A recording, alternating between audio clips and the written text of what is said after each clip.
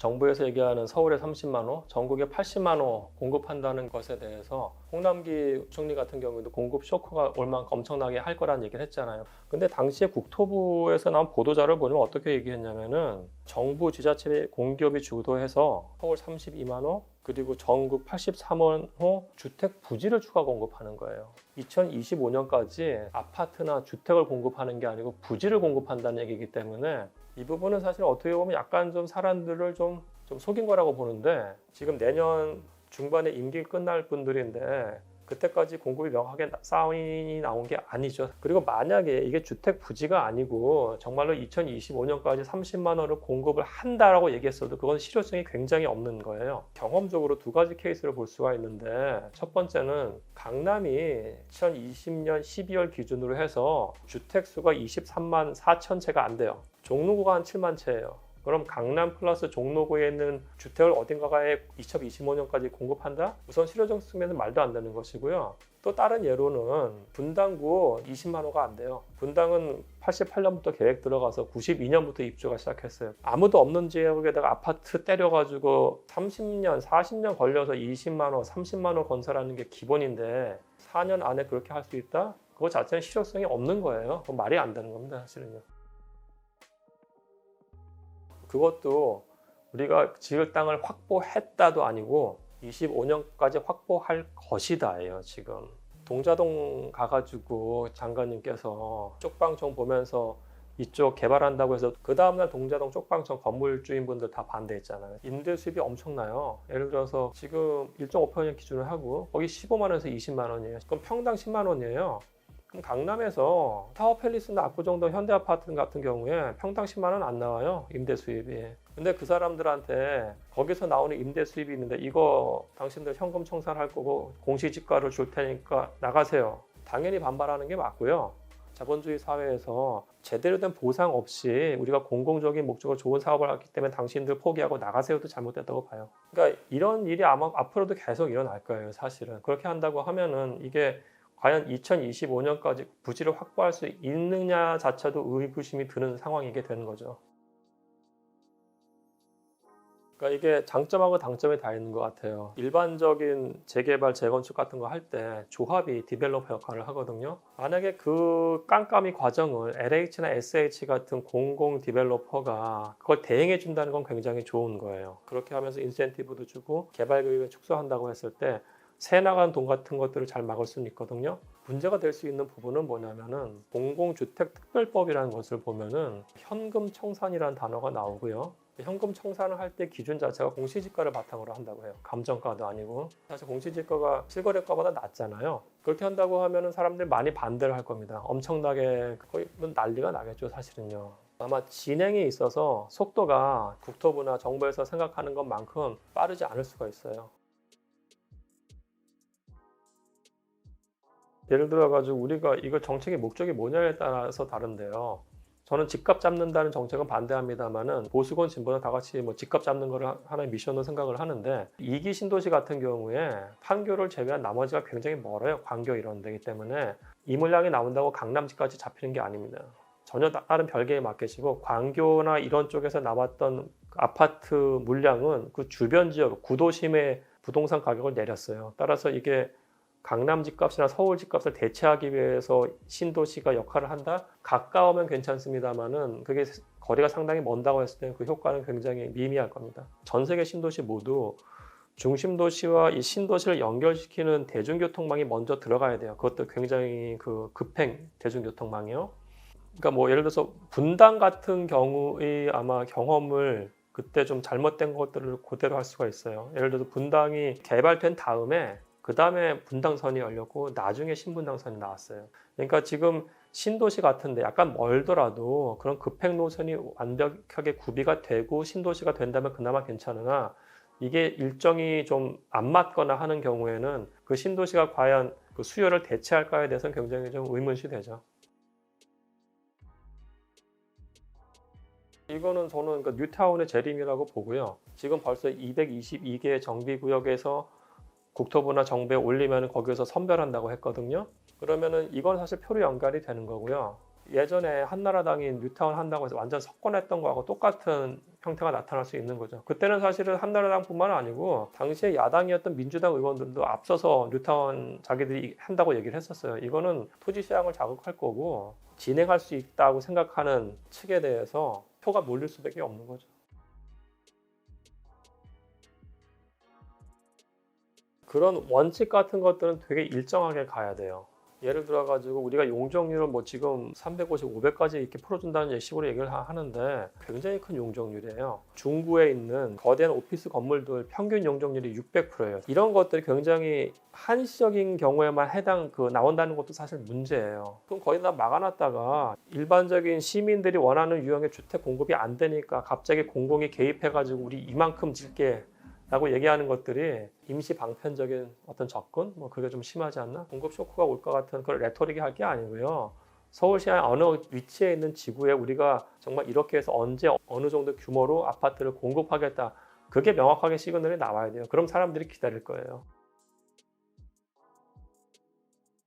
제가 거기 아파트 단지 다 만든다는 얘기가 아니고요. 역 근처에는 오피스 타워 들어가는 거 맞아요. 근데 나머지에 대해서는 당연히 주거가 위주로 개발될 수밖에 없어요.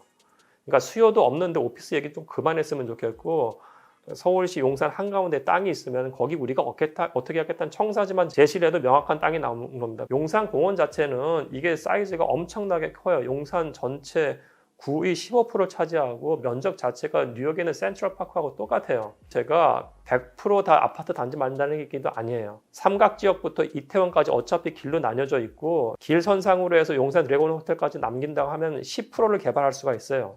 주택으로. 그럼 그 10%를 용적률 300% 했을 때 25평짜리 아파트 8천에서 10,000채를 질 수가 있어요. 그리고 이 공원 자체가 비용이 굉장히 많이 들어갑니다. 운영 비용 같은 게. 근데 이거는 국가 공원이기 때문에 전 국민이 세금이 들어가는 거고요.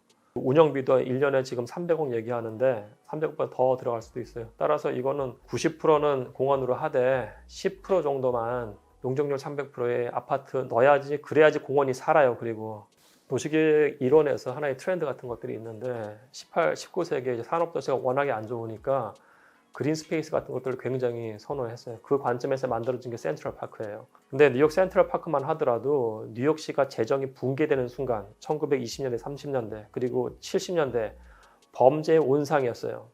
그러니까 공원이 도심의 허브로서 역할을 하는 것도 맞습니다만은 사람들이 안 보이는 순간 그게 경계지대의 저주같이 돼요. 밤이 되거나 이럴 때 그거는 사람들의 관찰에서 벗어나는 지역이기 때문에 굉장히 우범지에 될 가능성이 높아요.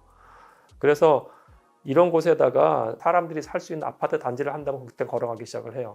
일정 규모의 그 주택 거주민이 산다고 했을 때 그 사람들이 공원을 가꿀 겁니다. 그러니까 이거 자체가 절대로 그 용산구의 아파트의 마이너스냐, 절대 그렇지 않아요. 지금 사회적인 이슈가 뭐냐에 따른 거죠. 예를 들어 가지고 용산공이 만들어졌을 때 그 주변 사람들이 좀 더 많은 혜택을 받거든요. 당연히 부동산 가격 상승할 거고, 그럼 거기에 대해서 우리가 타의화된 혜택을 공익화할 수 있는 방법이 지금 있냐고요? 없잖아요. 그리고 지금의 가장 큰 사회적 이슈 자체는 어떻게 하면 공급 물량을 조금이나 늘리냐고, 두 번째는 꼭 그걸 제끼더라도 공원 같은 경우에 엄청나게 많은 운영 비용이 들어가요. 저는 거기에 반드시 1층에 리테일 시설 들어가야 된다고 보고요. 거기서 나오는 이익으로 공원 같은 거 운영 비용을 커버를 해야 됩니다.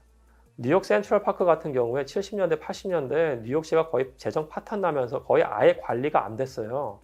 그러면서 센트럴파크를 관리하는 민간 조직들이 나타나가지고 그 사람들이 관리를 하기 시작합니다. 기부금 받아가지고. 근데 우리나라가 기부 문화가 돼 있어가지고 그런 환경이 돼 있냐고요. 그거 아니거든요.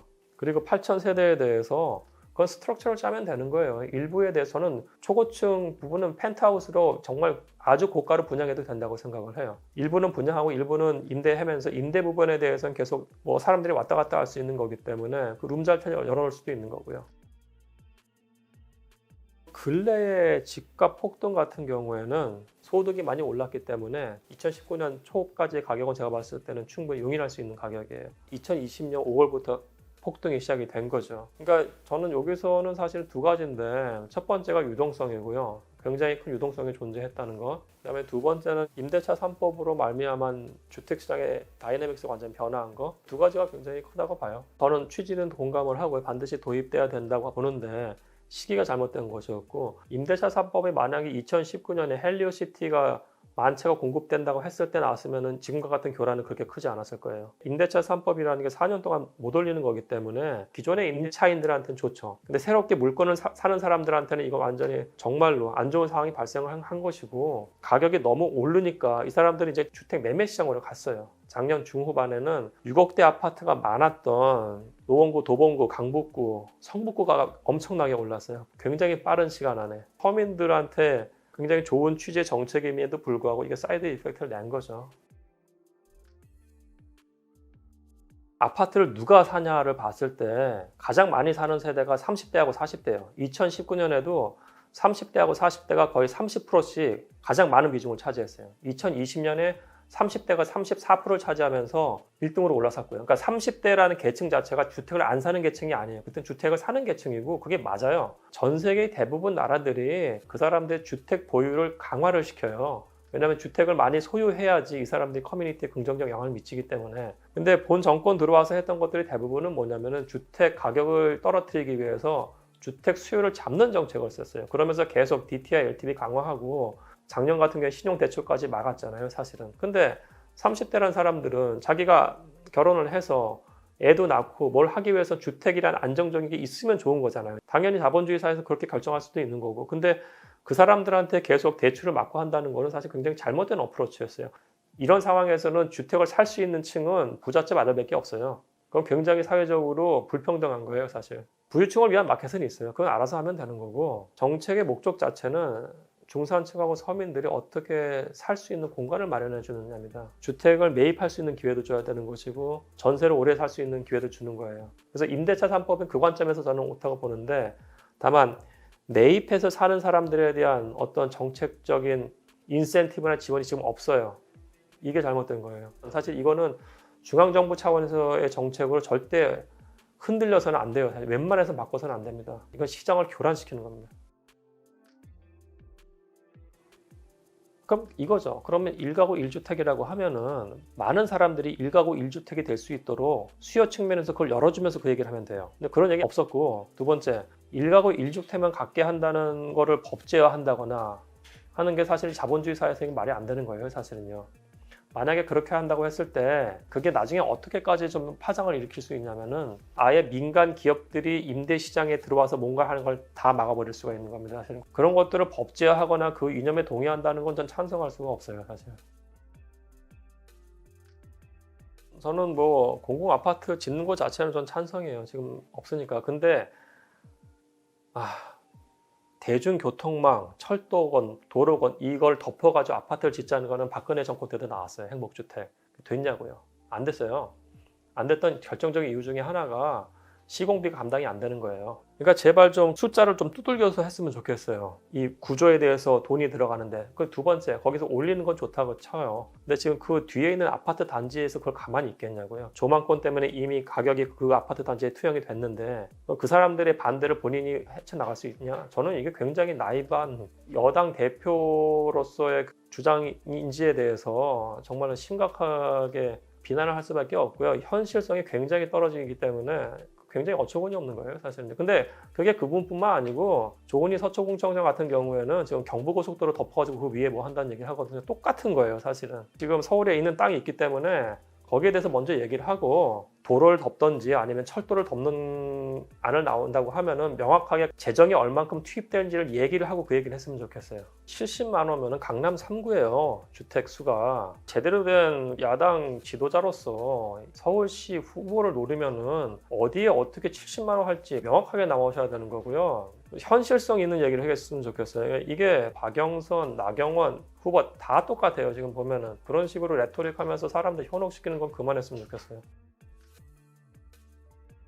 주택을 구매할 수 있는 인센티브 체제에 대해서 정부한테 요구를 해야 될 것 같아요. 사회적 약자, 전 중산층도 포함이 된다고 생각해요. 무조건. 왜냐하면 중산층이 붕괴되고 있기 때문에 이 사람들도 자본 축적을 해야 되는 거거든요. 부동산이라는 게 한 번 튀면 쭉 날아가서 못해요. 그걸 우리가 경험했어요. 2019년부터 현재까지.